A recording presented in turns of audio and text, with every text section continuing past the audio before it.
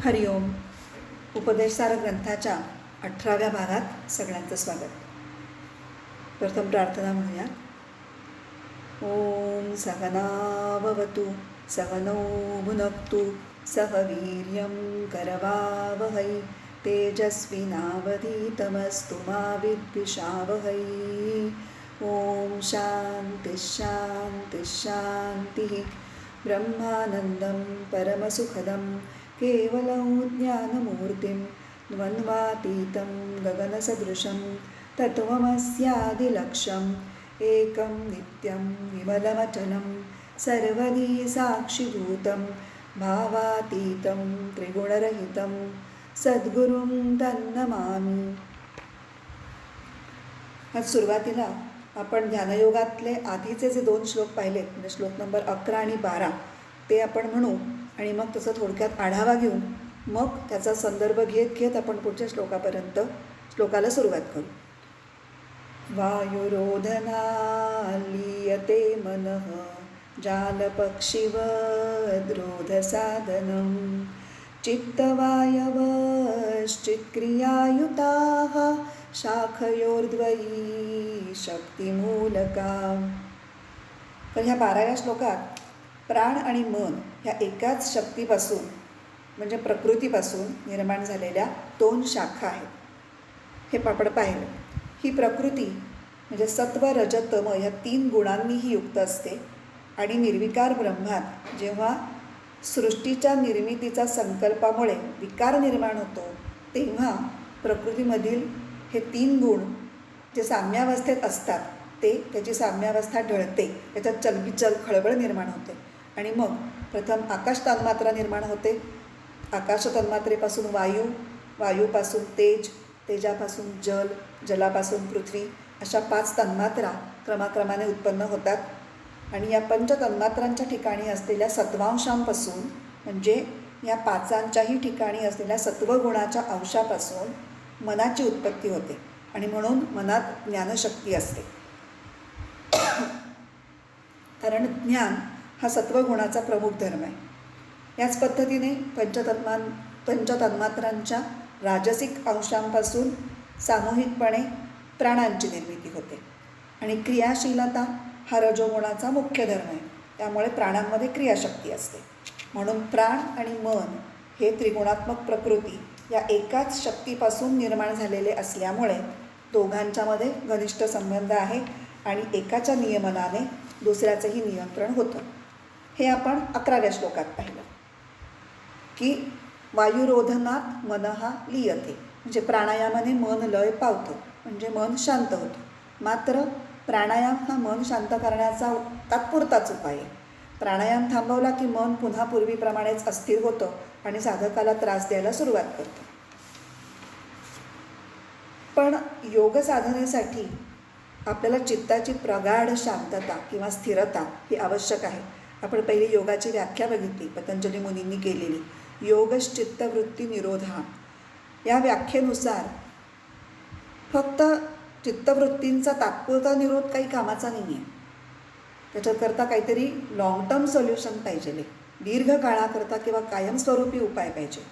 आता चित्तवृत्तींचा किंवा मनाचा तात्पुरता निरोध आणि मनाचा कायमस्वरूपी निरोध या 2 अवस्थांविषयी भगवान रमण महर्षी काय म्हणतात ते आपण पुढच्या म्हणजे 13व्या श्लोकात पाहू. लयविनाशनी उभयरोधनी लयगतं पुनर्भवति नो मृतम. अन्वय. उभयरोधने सती लयविनाशने भवतः लयगतं मनः पुनः चंचलम अथवा जागृतं भवति किंतु मृतं मनः पुनः चंचलम अथवा जागृतं न भवति. आता तुम्हाला जाणवलं असेल की श्लोकामध्ये खूप कमीत कमी शब्दात गोष्टी सांगितल्या गेलेल्या आहेत या विशेषतः या श्लोकामध्ये.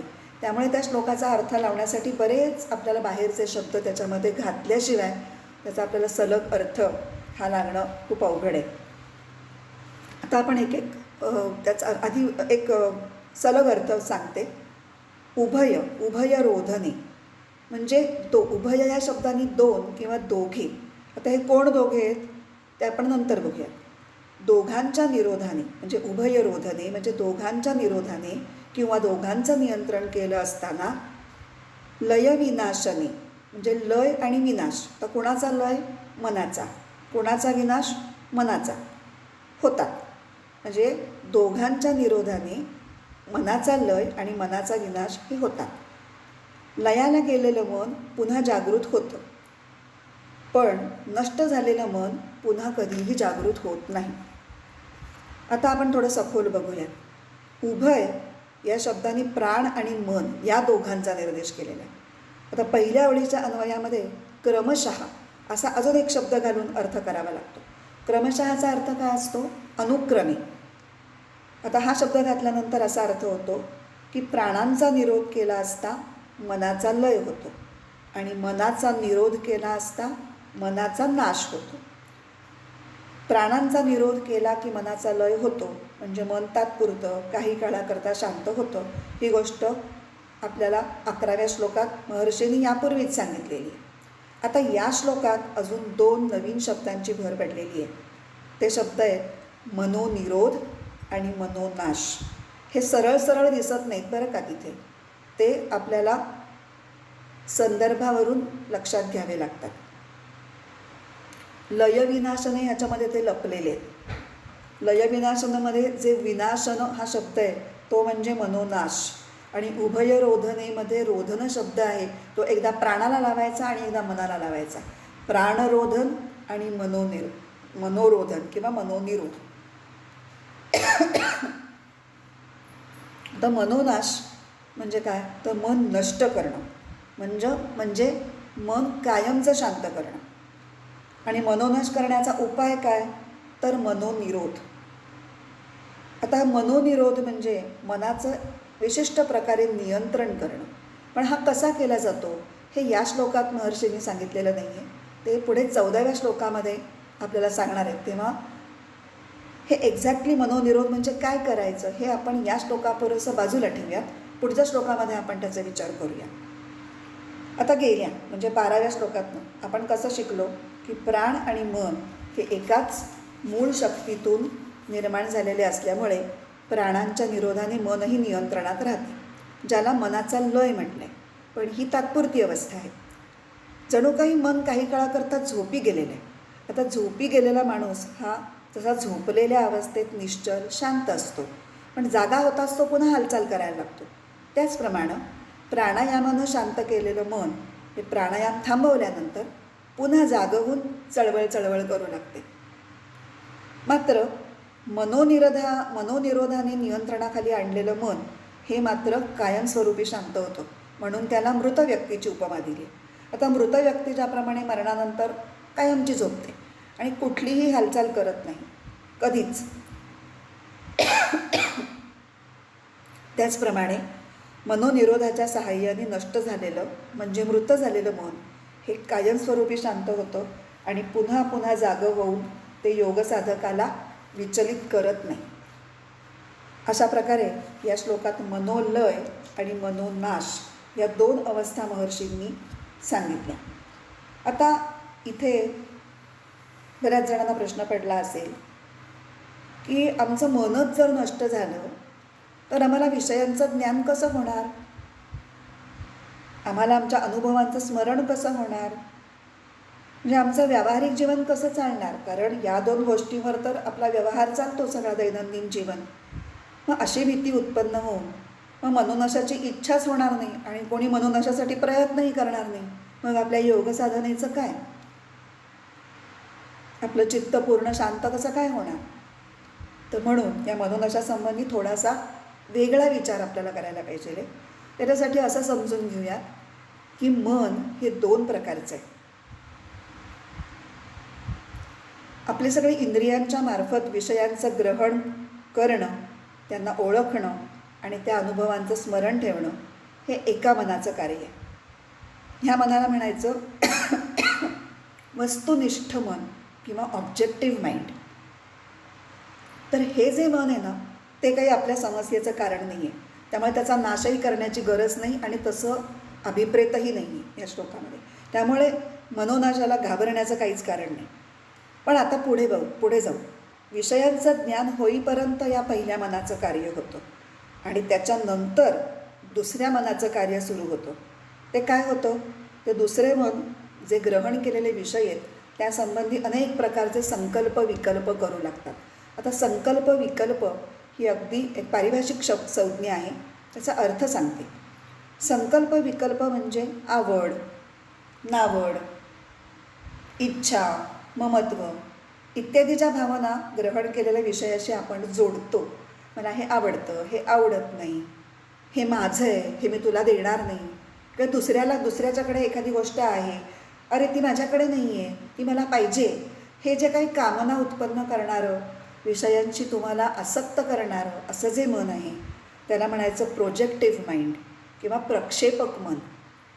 आणि ते मन ही आपली समस्या आहे. त्या मनामुळे मनामध्ये सतत चित्तवृत्ती निर्माण होतात आणि त्या साधकाला अस्वस्थ करतात, विचलित करतात साधनेपासून. आणि या मनाचा नाश हा अभिप्रेत आहे. एक या प्रोजेक्टिव्ह माइंडचं किंवा प्रक्षेपक मनाचं एक छोटंसं उदाहरण देते. आता आपण दर उन्हाळ्यामध्ये आंबे खातो. बहुतेक जणांना आंबे खूप आवडतात. विशिष्ट हापूसची क्वालिटी आपल्या डोक्यात असते, आपण खातो. हां, म्हणजे आंबे खाण्याला कोणी काही मनाई केलेली नाही. तुम्ही जरूर आंबे खा. समोर आंबा आला, खा. तो छान आहे म्हणा, त्याचं कौतुक करायलाही कोणी नाही म्हटलेलं नाही. पण त्याच्यानंतर आपण चिकटतो त्याला. आपण समजा कोणाकडे गेलो आणि आपल्याला आंबा दिला गेला, आपण आवडला. अरे आमचे आंबे एवढे छान नव्हते, हे कुठून आणलेत? अच्छा, देवगडहून का? देवगडचं कोणाकडून? गोगट्यांच्याकडून का? बरं, मग ते कुठे मिळतात बरं? केवढ्याला असतात? मग झालं, आपण पण तिथे जाणार, ते आंबे आणणार आणि याच वर्षी नाही, पुढच्या वर्षीसुद्धा आम्ही तिथूनच तेच आंबे आणणार. मग आपल्या मनामध्ये एक ममत्व, हे आम्ही हेच आंबे खातो बरं का, दुसरे आम्हाला चालत नाही. हा जो प्रकार आहे ना, त्याला म्हणायचं संकल्प विकल्प. आणि हे जे मनाचे खेळ आहेत, हे खेळ करणारं जे मन आहे ते आपल्याला त्याचा नाश करायचा आहे. कारण एकदा का मनामध्ये कामना उत्पन्न झाली की तिच्या पूर्तीशिवाय आपल्याला शांतता लाभत नाही. कारण आपली मान्यताच ही आहे की सुख हे विषयांपासून प्राप्त होतं.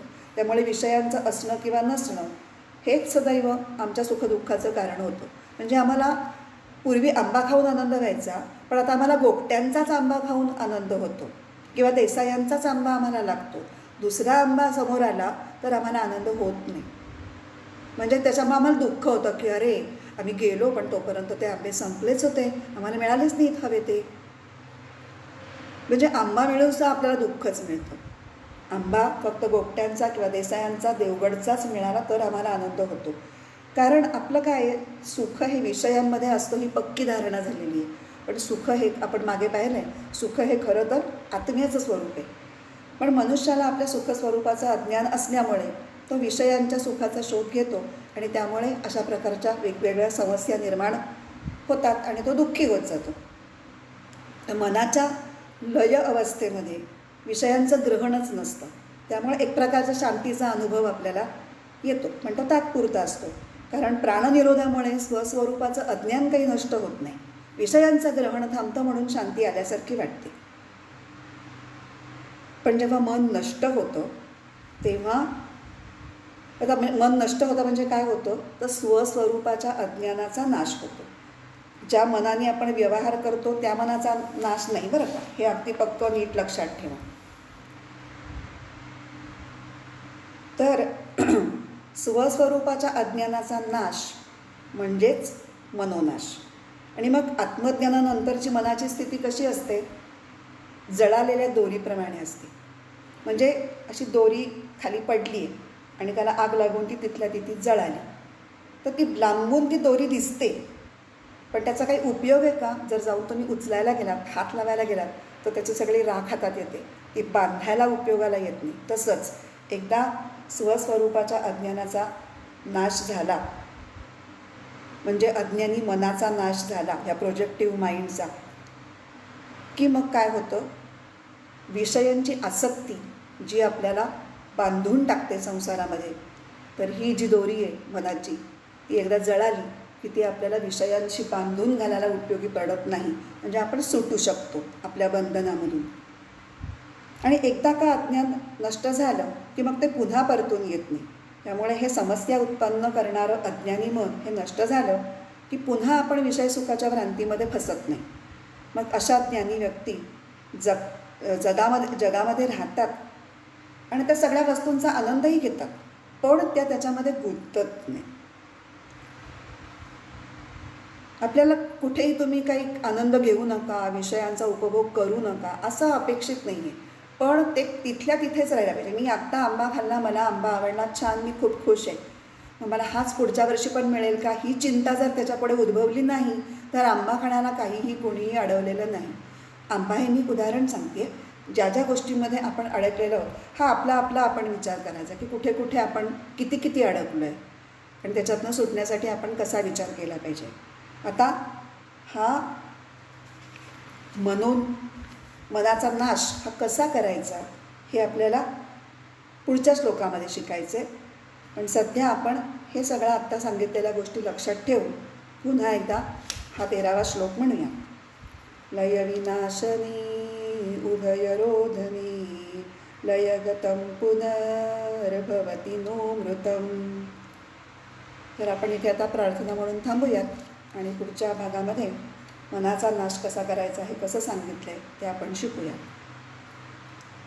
ओम असतो मा सद्गमय तमसो मा ज्योतिर्गमय मृत्योर्मा अमृतं गमय. ओम पूर्णमद पूर्णमिदं पूर्णात् पूर्णमुदच्यते पूर्णस्य पूर्णमादाय पूर्णमेवावशिष्यते. ओम शांति शांति शांति. हरि ओम. श्री गुरुभ्यो नमः. हरि ओम.